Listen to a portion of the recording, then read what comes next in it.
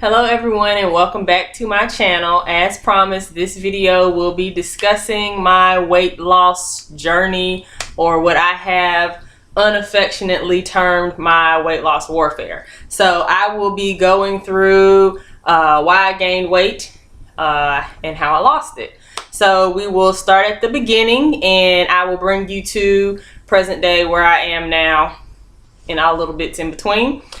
Also, I will attempt to post at the end of this video or throughout this video some pictures kind of showing you how I progressed through life from childhood all the way up to now. Depending on how me and my editing software get along, that might be a totally separate video. So if when this is posted you see whatever the title is, part 1, that means the editing software won. And there'll be 2 videos, so I'm just warning you in advance. Alright, so we'll start at the beginning.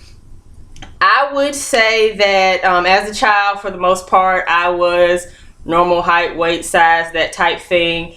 And it wasn't that I gained a lot of weight as a small child, it was that I formed a lot of bad habits as a small child. So looking back, I would have to say that I started forming bad habits back when my parents got divorced, and that was about when I was 7 or 8.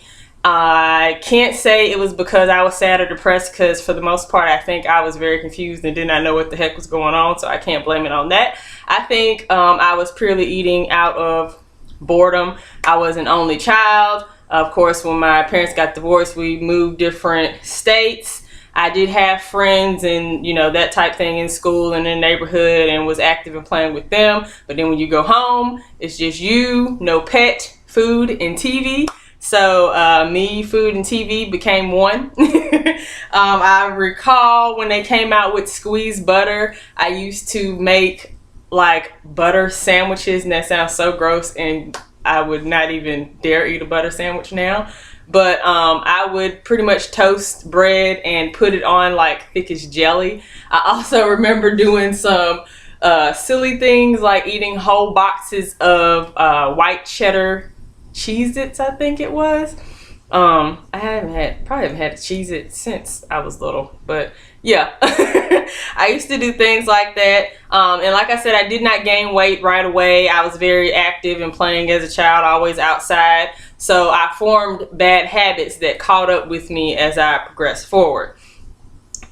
So like I said, I gained weight slowly. So when you gain weight really, really slowly, you don't really realize you're big until you're big. Like it almost seemed like it happened overnight.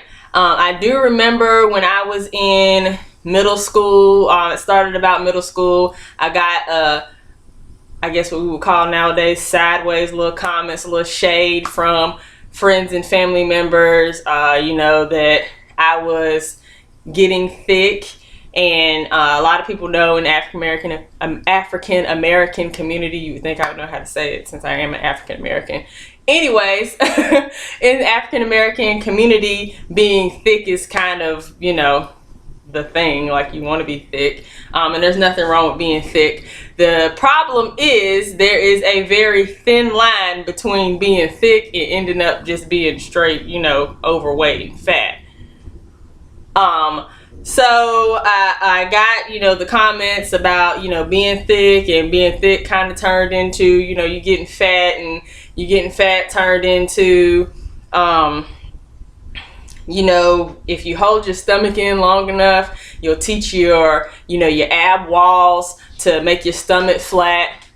I wish that really worked. We all know it does not. I also got comments like, well, you know, there's really no need for you to go to college because no corporation is gonna hire no fat woman. I also got comments, you know, one of my favorites actually. You will not get married because no man is gonna marry a fat woman because fat equals lazy. So these are things that I heard from my family members, unfortunately, and friends. So I would say that that is where my self-esteem issues kind of started, because before that point, in middle school up and through high school, I didn't really look at myself as different than everyone else. So then there comes a point where you're going to start comparing yourself to others. And whenever you start comparing yourself to others, whether it's with weight or where you're at in your life, your house, your car, you're going to lose every time.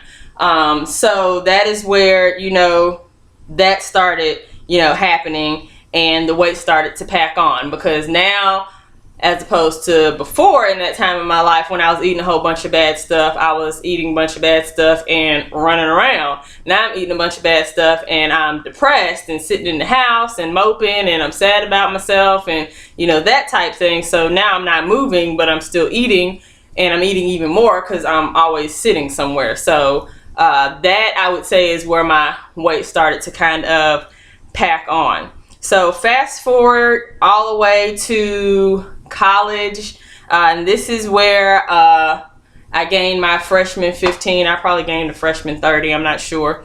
And I started, you know, tinkering with all the fad diets, the grapefruit diet, the no fat diet, the South Beach diet, and all the different pills, Ally and Hydroxycut and Slim Quick and all this kind of thing. So we all know that these type things are temporary fixes with temporary results. That was great. Results. And they're also very dangerous. You don't want to take your body up and down like that. All these pills have so many different chemicals in them and that type thing. So not only was I not helping myself by taking my weight up and down, I was introducing new chemicals to my body that was doing, you know, damage that I wasn't aware of at the time, but it all eventually caught up. But I did lose enough weight to graduate at the size that I wanted to be. And of course, when all my family came in, you know, I got all the positive comments and that type thing, and that kind of spurred me to keep it going. So on top of my fad dieting and pills, I actually started exercising, and that helped me maintain it through my wedding. So I graduated college December 2006 from Savannah State University, shout out, with honors. And I graduated, and I got married September 2007. So from there, we got married, we moved to Nashville, Tennessee, you know, started our lives together. I had a string of horrible jobs that I did not process very well. I did not know how to handle my stress, and I pretty much ate my stress, and I stopped working out again. So at this point, I'm eating bad again. I'm not working out. I couldn't afford to continue to start, you know, do all the pills again. And I was going to the doctor all the time from the stress, as well as all the side effects from the pills that I had been taking.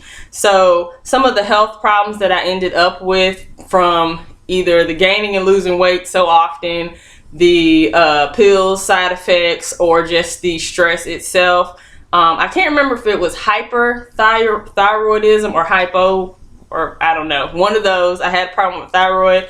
I had acid reflux. I had ulcers. The acid reflux also caused problems with my esophagus and my throat. I was going to have that whole procedure where they go and look at your upper GI tract. I was borderline diabetic. I had high blood pressure. I had high cholesterol. My arms and my hands fell asleep when I went to sleep because of my circulation. So I would wake up with like no feeling, because if I laid down, my body just wasn't circulating my blood correctly. And I also had exercise-induced asthma, as well as kind of like exercise-induced panic attacks, I guess you would say. So, you know, it was just too much. So I would say that the combination of all those things was pretty much my final straw. And that is when I started to, you know, lose weight. I've told the story before about when I tried to go up the stairs and my dog made it to the top of the stairs before me, which is fine because she's got 4 legs. I only have 2. But I like could not breathe. Like you would have thought I was, you know, gonna pass out. And I was like, you know, enough is enough. I had to get my life together. So I like to just make a side note. Getting healthy isn't all about being a size 4. Everybody doesn't even want to be a size 4. But my thing is, if the killer is after you in the street and you just need to run a few blocks to get away, and you can't even run up a flight of stairs or bust a block on foot to get away, that's a problem, because you can't, you know, call time out, kidnapper, let me catch my breath, give me a drink of water. Like, you need to be able to be active. You need to be able to get through your daily life activities and not be winded and feel like, you know, you just ran a marathon and you really just bought the groceries in. So that's my little soapbox on that.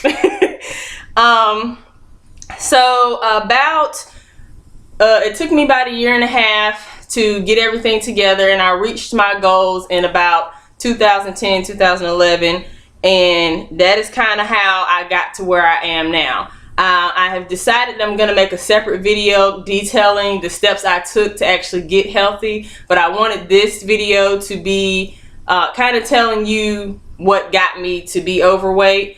You kind of see through the pictures that I'm either going to post at the end of this or in a separate video, that, you know, at different points in my life, my weight kind of stored and placed differently. In a lot of the pictures, I could be the same weight, but depending on how the weight came back, I didn't look as big. I guess so in some of those pictures I looked more thick than fat, but nonetheless I was not healthy for myself and for my body. So where I am now,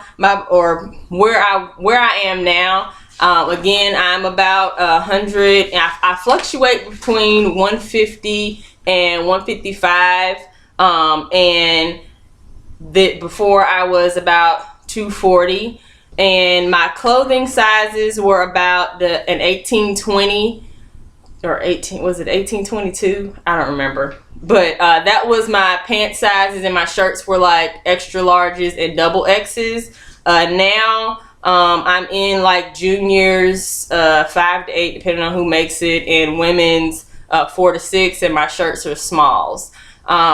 So that kind of tells you the difference between where my body was and where it is. Also, my bra size was totally different, as you can clearly see.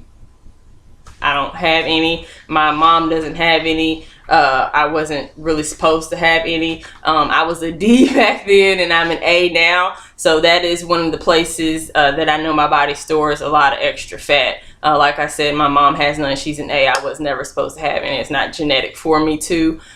So that's just, excuse me, that's just, you know, again, how my body stored the fat. So I hope that this kind of sheds some light on how I went from my past to my present. I also hope that it helps spur someone else into action. I'm kind of telling my story and why I, you know, formed the bad habits. Everybody has their own reasons, but we all have to overcome and do better. We can't just, you know, sit and mope around for the rest of our lives. So we got to get going. In the future, like I said, I will discuss the steps that I took to actually start losing weight and what I do currently, because it's two totally different things. What I started to do to get me moving and keep things going definitely changed along the way. You're going to have to, you know, change as you progress and grow. So do not forget to subscribe, like the video, thumbs up, leave me comments below if you have questions about my journey or your own journey. I will also leave my email address. You can email me, feel free. I will definitely shoot you back an answer to your question. Thank you so much for watching. I will see you next time. Bye.